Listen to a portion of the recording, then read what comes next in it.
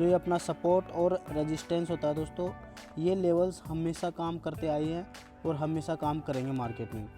तो दोस्तों इनका क्या इम्पोर्टेंस है, इनको कैसे यूज़ करना है, आज हम वो देखने वाले हैं। तो सबसे पहले आप एक चीज़ देखो कि जैसे मार्केट यहाँ से डाउन जा रहा था, उसके बाद मार्केट में क्या होता है कि यहाँ से मार्केट रिवर्स कर जाता है और मार्केट यहाँ से ऊपर चला जाता है।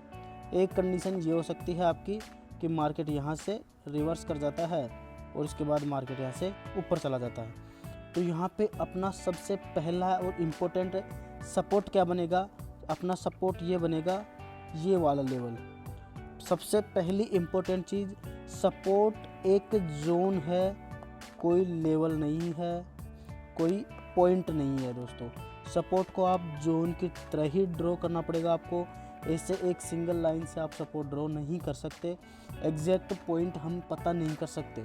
तो किसी भी प्राइस में सपोर्ट बनाने के लिए हमें उसका एक जोन डिसाइड करना पड़ेगा कि इस जोन से प्राइस कहीं से भी घूम सकता है।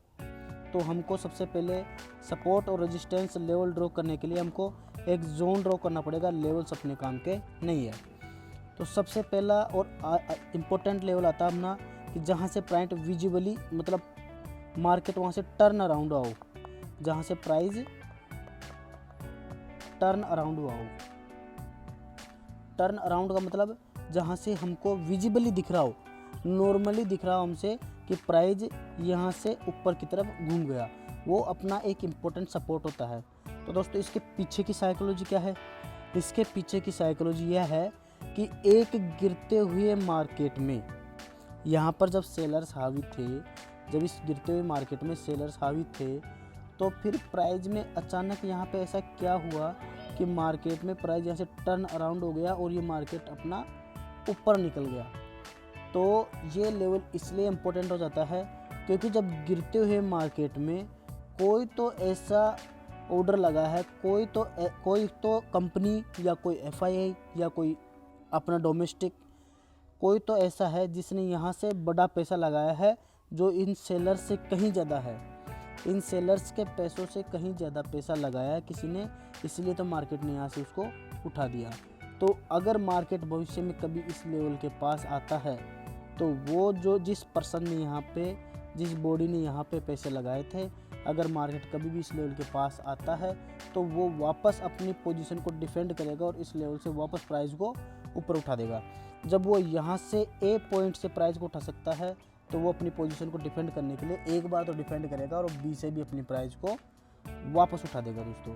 तो सबसे इम्पोर्टेंट चीज़ हमने सबसे पहला पढ़ा कि प्राइस जहाँ से घूमता है, अगर किसी ट्रेंड के बाद प्राइस जहाँ से घूमता है वो अपना एक इम्पोर्टेंट लेवल होता है, जिससे पहला हो गया अपना प्राइस टर्न अराउंड। यहाँ से मार्केट गिर रहा था, उसके बाद यहाँ से मार्केट सपोर्ट लेके उठ जाता है। तो ये अपना भविष्य में एक इम्पोर्टेंट सपोर्ट की तरह ही काम करेगा हमेशा। और सपोर्ट और रेजिस्टेंस एक जोन की तरह काम करते हैं, किसी भी एक लाइन में काम नहीं करते कभी भी।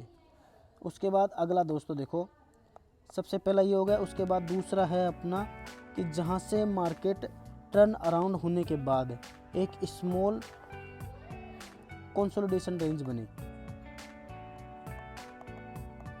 स्मॉल कंसोलिडेशन रेंज, ये क्या होता है दोस्तों?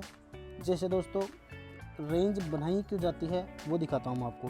कि जैसे मार्केट यहाँ से एक डाउन ट्रेंड में चल रहा था, फिर क्या होता है कि अचानक से बायर्स की एंट्री होती है और इस लेवल से बायर्स ने इस प्राइस को उठा दिया। फिर प्राइस ने उठा दिया यहाँ पे, फिर यहाँ पे किसी एक बॉडी या किसी एक पर्सन ने यहाँ से मार्केट को उठाया, लेकिन अब बाकी भी इस मार्केट में एंटर करना चाहते हैं तो यहाँ पे वो अपने लिमिट प्राइस लगाते हैं और मार्केट को में अपना पैसा लगाने के लिए इसको एक स्मॉल रेंज में रखते हैं। इसको एक स्मॉल रेंज में, जो मार्केट में बड़ा पैसा लगेगा तो मार्केट में बड़ा पैसा हमेशा एक स्मॉल रेंज में ही लगाया जाता है। ऐसे भगते हुए मार्केट में पैसा नहीं लगा सकते। इसमें जो पैसा लगना होता है वो इससे पहले जो एक कंसोलिडेशन रेंज बनी है उसी में लग चुका होता है। तो जब प्राइस टर्न अराउंड होता है तो उसके बाद आप देखोगे कि एक कंसोलिडेशन रेंज बनी होगी और उस कंसोलिडेशन रेंज में क्या होता है कि इस यहाँ पे जो ए पॉइंट पे जिस पर्सन या जिस बॉडी ने अमाउंट लगाया था वो तो अपना लगा चुका है, यहाँ से पैसा लगा के टर्न अराउंड कर दिया। लेकिन यहाँ पे भी उसने इतना अमाउंट नहीं लगाया कि वो अपना ऊपर जाके प्रॉफिट बुक कर सके। सिर्फ इसने प्राइस को यहाँ से टर्न अराउंड किया है और यहाँ से जो सेलर्स थे उनका कॉन्फिडेंस को लूज किया उसने। फिर उसके बाद वो प्राइस को ऊपर ले जाता है और यहाँ पे उसको कंसोलिडेशन करवाता है मार्केट को, और यहाँ पे फिर वो अपना पैसा इन्वॉल्व करता है। यहाँ पे उसको जितना पैसा लगाना होता है वो इसी रेंज में लगाएगा, फिर उसके बाद मार्केट ऑर्डर लगा के वो इस प्राइस को यहाँ से ऊपर ले जाएगा। तो दोस्तों यहाँ पे हमारे पास दो इम्पोर्टेंट सपोर्ट हो गए।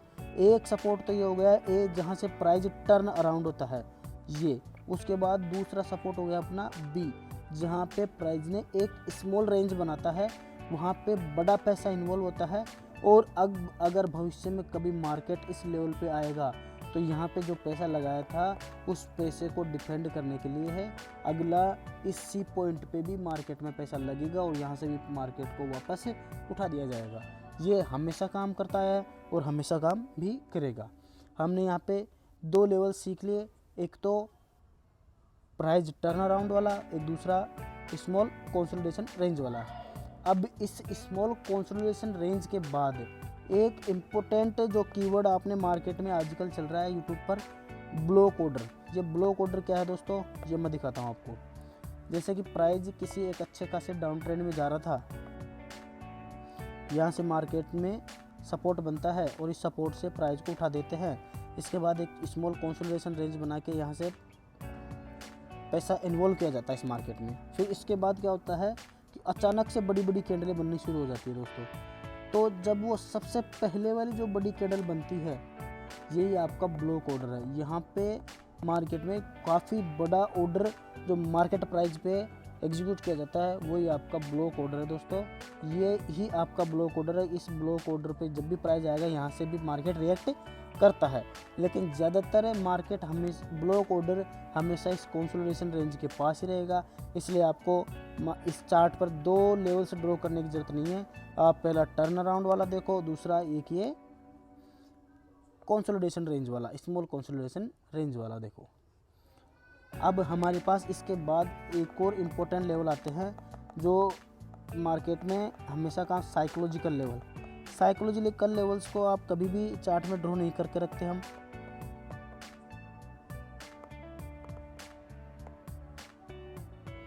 साइकोलॉजिकल लेवल्स जैसे अगर मैं बैंक निफ्टी का उदाहरण लूँ, तो बैंक निफ्टी में 1000 का लेवल और 500 का लेवल अपने आप में एक साइकोलॉजिकल लेवल है। ये यहाँ से मार्केट में प्राइस रिएक्ट करता ही करता है, क्योंकि जो भी कॉल राइटिंग हो रखी होती है और जो भी पुट राइटिंग हो रखी होती है वो इन लेवल्स के बेस पे ही होती है। इनसे नीचे इनसे ऊपर जस्ट ऊपर बहुत कम राइटिंग हुई हो रहती है जो मार्केट को इतना इम्पैक्ट नहीं करती है। तो साइकोलॉजिकल लेवल्स भी एक इम्पोर्टेंट सपोर्ट और रेजिस्टेंस का काम करते हैं दोस्तों। तो दोस्तों हमने 3 सपोर्ट पढ़े, एक तो प्राइस जहाँ से टर्न अराउंड होता है, एक स्मॉल कंसोलिडेशन रेंज और एक साइकोलॉजिकल लेवल्स। अब मैं आपको चार्ट पे इनको एक बार उदाहरण में देखते हैं कि प्राइस यहाँ पे एक डाउन ट्रेंड में जा रहा था और यहाँ पर अचानक से बायर्स की एंट्री होती है। बायर्स की एंट्री होने के बाद प्राइस यहाँ से टर्न अराउंड हो जाता है, यहाँ से घूम जाता है। फिर उसके बाद क्या होता है कि मार्केट में एक छोटी सी कंसोलिडेशन रेंज बनती है। ये कंसोलिडेशन रेंज बनती है, यहाँ पे मार्केट में जो दोबारा अगर और कुछ पैसा लगाना होता है वो यहाँ पे लग चुका होता है। फिर उसके बाद वापस प्राइस एक अपवर्ड मोमेंटम देता है। अब प्राइस यहाँ से जैसे ही अपवर्ड मोमेंटम देता है उसके बाद दोस्तों यहाँ से फिर वापस से सेलर्स की एंट्री होती है। अब ये लेवल भी अपने लिए एक इम्पोर्टेंट लेवल की तरह ही काम करेगा, क्योंकि यहाँ पे भी अब एक चढ़ते हुए मार्केट को गिराया है, एक बढ़ते हुए मार्केट को गिराया। इसलिए अब ये लेवल भी नेक्स्ट टाइम जब भी इस लेवल पे आएगा तो मार्केट रिएक्ट करेगा, और यहाँ पे रिएक्ट भी किया मार्केट ने, यहाँ पे पोज दिया मार्केट ने। फिर दोस्तों क्या होता है कि मैंने बोला था आपको कि जहाँ पे कंसोलिडेशन रेंज बनती है वो अपना एक इम्पोर्टेंट लेवल बन जाता है। तो मार्केट यहाँ पे आता है और यहाँ पे मार्केट रिएक्ट करता है, यहाँ से एक बाउंस बैक भी मिलता है। लेकिन यहाँ पर जो सेलर्स ने सेलिंग की थी उनका जो कॉन्फिडेंस, उनका अमाउंट बड़ा होने के कारण प्राइस वापस से ऊपर नहीं जा पाता, और वापस ऊपर नहीं जा पाता तो प्राइस यहाँ से नीचे आता है, इस लेवल को ब्रेक करता है। अब ये ले देखो दोस्तों, यहाँ पर एक बार यहाँ पे कंसोलिडेशन हुआ, एक बार यहाँ पे कंसोलिडेशन हुआ, तो एक कंसोलिडेशन रेंज है। इसका मतलब ये अब 2 बार मार्केट इस लेवल को रेस्पेक्ट कर चुका है, तो तीसरी बार भी इसको रेस्पेक्ट करेगा, और यहाँ पे इस मार्केट ने इसको रेस्पेक्ट भी किया। 19-20 थोड़ा ऊपर नीचे होता रहता है दोस्तों स्टॉक मार्केट में, इतना कोई बड़ी बात नहीं है। फिर मार्केट में इस लेवल के ब्रेक होने के बाद यहाँ पे इस प्राइस को डिफेंड करने वाला कोई भी नहीं है यहाँ पे। जब इस प्राइस को डिफेंड करने वाला यहाँ पे देखो